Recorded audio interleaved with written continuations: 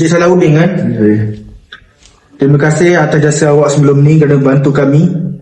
Seperti yang janjikan, saya akan transfer yang awak nak. Silakan cek dekat handphone awak. Senang bekerjasama dengan awak. Sama-sama. Tak abang. Selamat datang tuan. Apa benda baru dekat sini?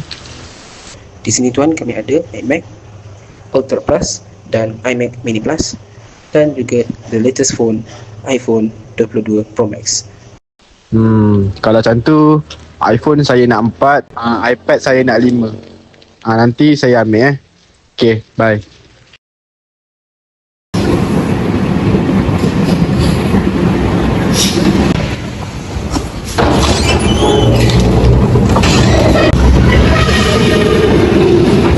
Weh, cuba tengok Salah. Jam baru dia pakai. tu bukan jam tu mahal kah? Betul minggu lepas pun aku nampak dia pakai phone baru tau. Serius lah? Ya, padahal gaji dia sama je macam kita.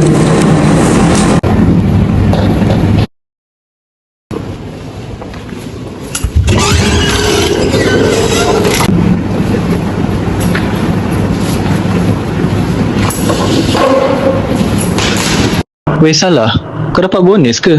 Amboi, mewah betul sekarang. Tak adalah, rezeki anak soleh je. Assalamualaikum semua.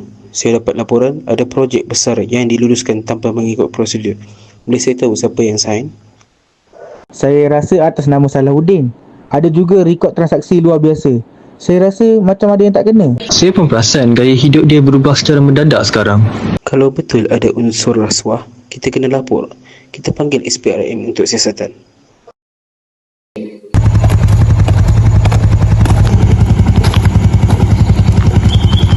Tuan, gimana? Ke mana sekarang?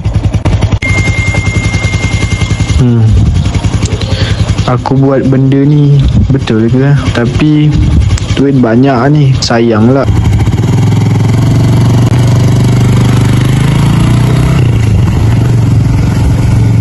Few moments later.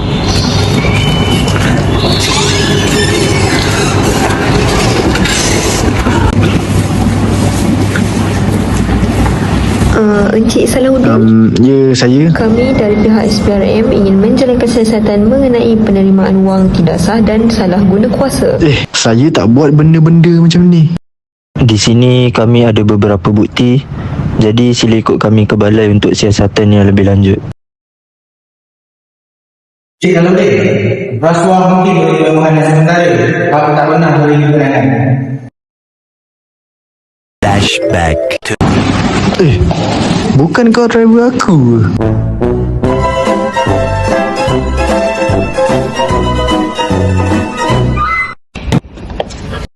Okey semua, peringatan untuk hari ini, duit haram tu takkan pernah beri kita ketenangan. Integriti ni lebih penting, lebih berharga daripada kereta mewah, jam mahal ataupun kehidupan pura-pura. Kalau kita mahu rezeki berkat, kita kena jujur.